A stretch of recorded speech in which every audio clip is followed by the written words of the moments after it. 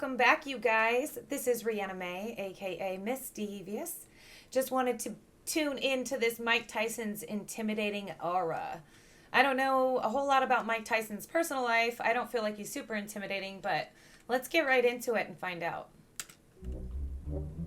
Mike Tyson used his intimidating aura to give himself an added advantage before and during a fight. I was beating guys off of just pure brute strength and intimidation. Most guys were just pretty much intimidated.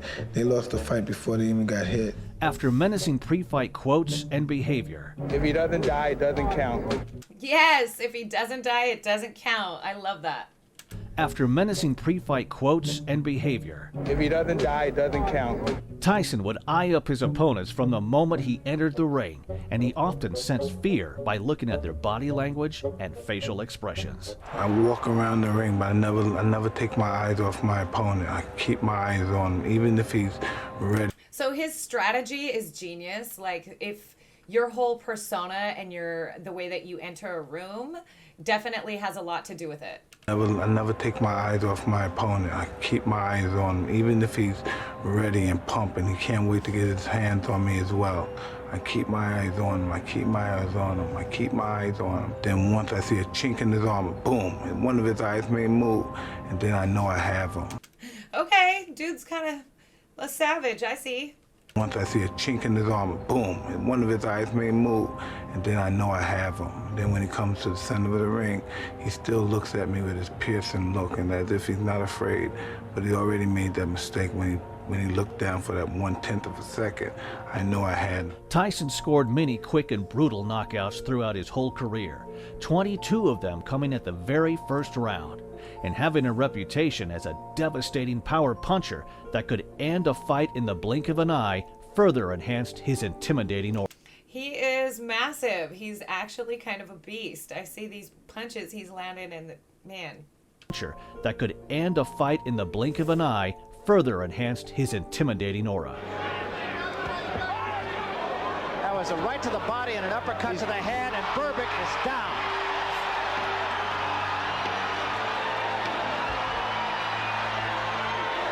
It's over. That's all, and we have a new era in boxing. The best example of Tyson's intimidation affecting an opponent before a fight. The best example of Tyson's intimidation affecting an opponent before a fight came on June 27, 1988, when he faced Michael Spinks in a huge unification fight for all 4 heavyweight championship belts. Now we'll see who's the champion and who's the chump. So I like that they focus so much on his mental approach, and it's like half of his strength is definitely his whole mindset and how he comes across to the opponent, and that's, I think, part of life. Now we'll see who's the champion and who's the chump. Both men were undefeated. Tyson held the WBC, WBA, and IBF belts, while Spinks was the lineal champion. On the night of the fight, just minutes before Spinks was due to ring walk, there was chaos around Tyson's dressing room area after Butch Lewis, Spinks' manager, complained about a bump in Tyson's left glove and demanded that it be rewrapped. Moments ago, in the dressing rooms, a major controversy erupted. You're looking at a tape shot of Butch Lewis, the manager of Michael Spinks, who went wild after he discovered. I never really thought about this, but I guess in all major sports, every single part plays a part. Like how thick something's wrapped, how heavy the wrapping is, how tightly it's wrapped. So that really never crossed my mind, but I guess it's probably a really big deal. Discovered that Mike Tyson had his hands taped and apparently had the gloves put on without a representative of Spinks' camp being in Tyson's dressing room. Lewis's protest over the bump delayed the fight. Tyson began pacing his dressing room, and in a moment of anger, he punched a hole through a wall, and the thudding sound was heard by Spinks in his... Okay, so maybe I was wrong. Maybe he is a monster. Maybe it's a really good thing he decided to go into professional boxing. He punched a hole through a wall, and the thudding sound was heard by Spinks in his dressing room. Butch Lewis was Spinks' manager. Went, as you would go into in every championship fight, the dressing room of your opponent to watch their hands being wrapped. I had just finished taping his hands. And so Butch Lewis tried to make a thing about it. Which so aggravated Mike, who was already on edge, that he threw his hand out to a wall. Spinks had heard that, and that it was the sound of Mike punching the hole through the wall, which had prompted Michael to be reticent about coming into the ring. The matter was eventually resolved when Spinks' trainer, Eddie Futch, was called in and he inspected Tyson's left glove. Yeah, you really want to piss this guy off before he goes in the ring with your dude? Spinks' trainer, Eddie Futch, was called in and he inspected Tyson's left glove and said that it was fine. Yeah, he better. He better As say it's Butch okay. Lewis and everyone else involved left the dressing room area, Tyson turned to his trainer, Kevin Rooney, and said, "You know, I'm gonna hurt this guy." Legendary trainer Emmanuel Stewart was at the fight and went to check on Spinks during the delay and compared him to a deer caught in the headlights. Headlights. In an interview from the book, One Punch from the Promised Land, Stewart said, "I went into his dressing room and they couldn't even get him to come out. He was so scared. He was a nervous wreck, really freaking out. 20 minutes after he was originally due to ring walk, a visibly nervous Spinks left his dressing room and made his way to the ring." Mike Spinks makes his way as the crowd touches him. He does not look like he's okay with this. Mike Spinks makes his way as the crowd touches him. He has more of a look of concern on his face as he makes his way to the ring. Oh, to see this. Michael Spinks makes his way into the ring. In contrast, Tyson marched to the ring without a robe, bare-chested and dripping with sweat, with a deafening drone noise chosen as his entrance music. This heavy metal sound that you hear is Mike Tyson about to make his way in, I believe. The sound is deafening here in the arena, so I won't try to yell over it. What a maniac. This is definitely a whole mind trip for his opponents, definitely. The sound is crazy. His entrance is crazy. He's already worked up. The sound is deafening here in the arena, so I won't try to yell over it.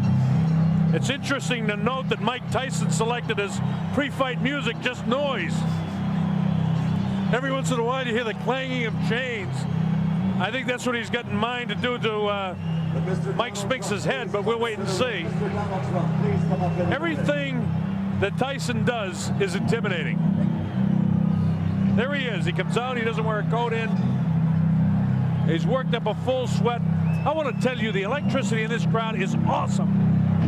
I've got goose pimples on my arms watching this event, and a lot of people in here do. You know all the history. You've been reading about it for the past several weeks. The heavyweight champion of the world comes into the ring. This is why we're here. Spinks continued to look nervous. Okay, so yeah, he's definitely a force to be reckoned with. I had no idea that he would probably really be a problem had he not found a positive outlet for his brute strength and anger. I think this is a really informational video for me to watch. Thanks, you guys. Into the ring. This is why we're here. Spinks continued to look nervous during the introductions, while Tyson bounced around and paced up and down the ring. And when called into the center of the ring for the referee's final instructions, there was no eye contact between the pair.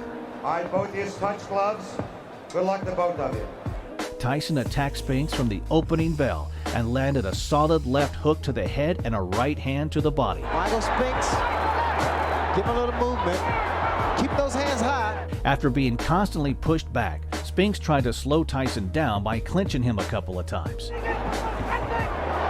Tyson not afraid, as we expected, and Spinks ready to mix it up with him. A minute into the contest, Tyson attacked Spinks along the ropes, and a left uppercut followed by a right hand to the body forced Spinks to take a knee. Uppercut landed inside, and Spinks went down.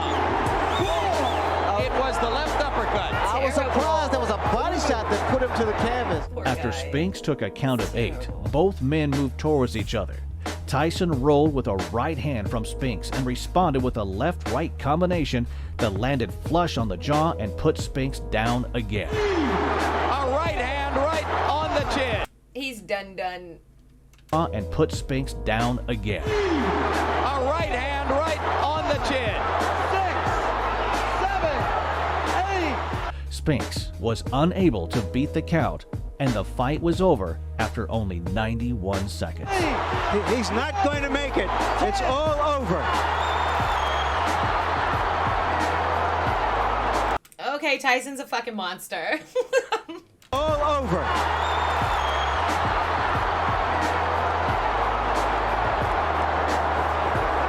All right, what happened? What was all the delay about before? Do you think Michael just didn't want this to get here this quick? Well, I think he was trying to scrutinize with my brain and make me wait it out. But, you know, I was getting upset. I wanted to go. I'm the kind of guy who want to fight. Let's get in there and fight. I'm in the...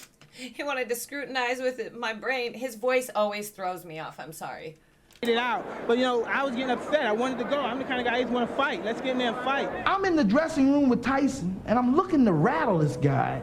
I walk in, and he's punching, standing there. He and Rooney's putting something on. He's punching holes in the wall. I'm like to myself, oh no. This guy's getting ready to fight my guy, my little guy. My little guy. Oh no. This guy's getting ready to fight my guy, my little guy. Terrible. And he's punching holes in the wall before he goes out to fight. Working himself up. Oh no. I love it. That's so funny. So, Mike Tyson's intimidating aura. I did learn today, aura.